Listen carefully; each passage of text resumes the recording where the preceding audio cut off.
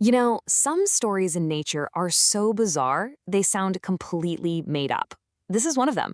It's a story about biology, sure, but it's also about physics and, well, it's about sheer, unapologetic art.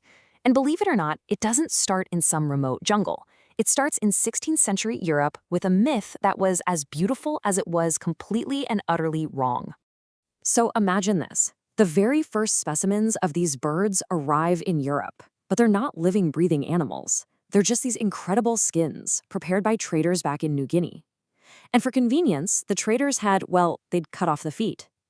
So to the Europeans, the conclusion seemed pretty obvious. These creatures must be divine visitors from paradise, floating in the heavens their entire lives, never needing to touch the ground. And this wasn't just some campfire story. This misunderstanding got written directly into the science. The very first species they named was Paradisaeidae, which literally means the footless bird of paradise. The myth was just so captivating.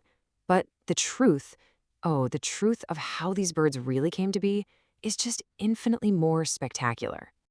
To really get to that truth, we have to travel to their home, a place that basically acted like a super high-pressure lab for evolution itself.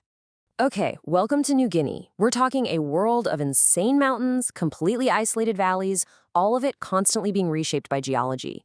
This isolation was key. It created all these little pockets where bird populations got cut off from each other, and they were just free to go down their own wild, bizarre evolutionary paths. And this is what's so cool. These factors created the absolute perfect storm. You've got isolation, you've got tons of food, fruits, insects, you name it, and, this is the big one, almost no natural predators.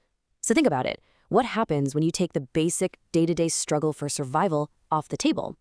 Well, evolution can stop being a grim engineer, and it can start being an artist.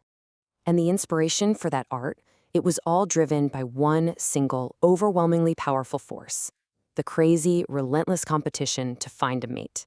For most animals, right, sexual selection is just one part of the whole evolutionary puzzle. But for the birds of paradise, it became the entire game.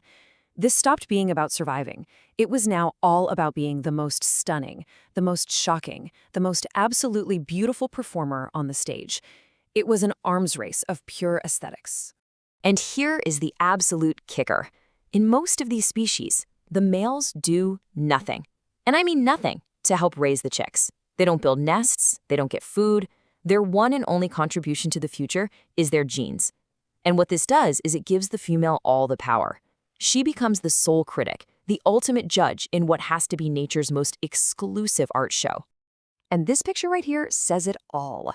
This is the result of her choices over millions of years. On the right, you have the female. She's sensible, camouflaged, built to survive. And on the left, you have the male. A literal explosion of color and shape. A living sculpture where every single feather is designed for just one thing: to win her over. The stage for this wild competition even has a name. It's called the Lek.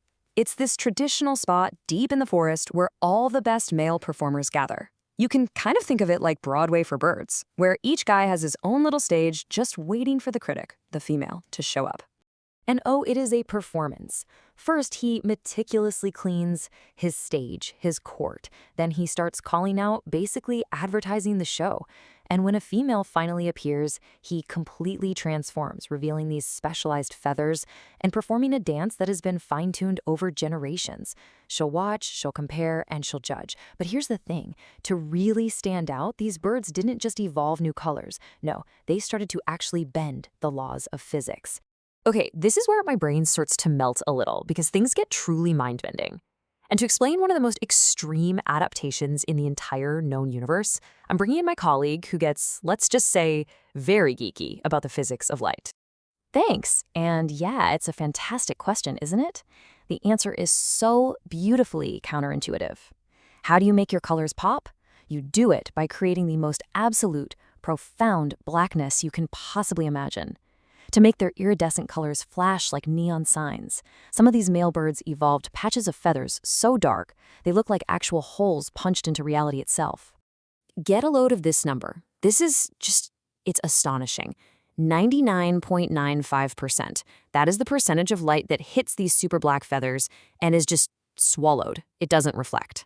To put that in perspective, this rivals stuff like Vantablack, the high-tech material that scientists had to engineer in a lab. These birds just evolved it.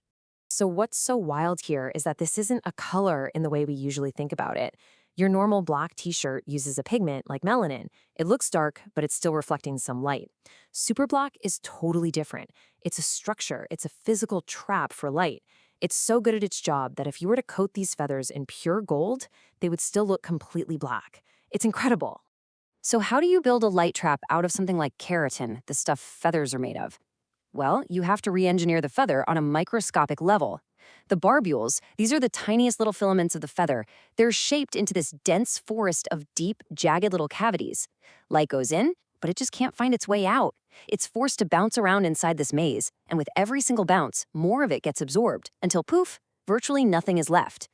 This graphic here gives you a pretty good idea of what's happening. See? A ray of light comes in and hits this incredibly complex surface. But instead of bouncing back out to your eye, it gets scattered downwards, deeper and deeper into the structure, until all its energy is just gone. It is a literal optical black hole. But what on earth is the biological point of all this amazing physics? Back to you. Thanks, it's just so cool. And all of that unbelievable science serves one single purpose: to create the ultimate optical illusion. This is the secret sauce. Our brains, and more importantly, the brains of female birds, perceive color and brightness based on what's around them. So by putting a patch of absolute, total nothingness right next to a patch of brilliant, shimmering color, the male bird is basically hacking the female's visual system. And here it is. This is the stunning final effect. That superblack creates a frame so completely empty of light, it tricks the brain into seeing the colors next to it as impossibly bright, like they're actually glowing from within, like a tiny neon sign in the middle of the jungle. It's the ultimate black velvet background to make the jewels pop. So when you pull it all together, from a centuries-old myth about footless angels, all the way to the mind-bending physics of a light-trapping feather, the story of the birds of paradise just forces you to rethink what evolution is even for. In this one-of-a-kind island laboratory, success wasn't measured by survival. It was measured by achieving a level of aesthetic perfection that just defies belief. And it leaves you with this one last thought. We tend to think of evolution as this cold, calculating process, right? Like a scientist just optimizing for efficiency. But when you look at these creatures, you really have to wonder if, maybe, when the conditions are just right, evolution doesn't just calculate. It picks up a paintbrush and decides to create a masterpiece.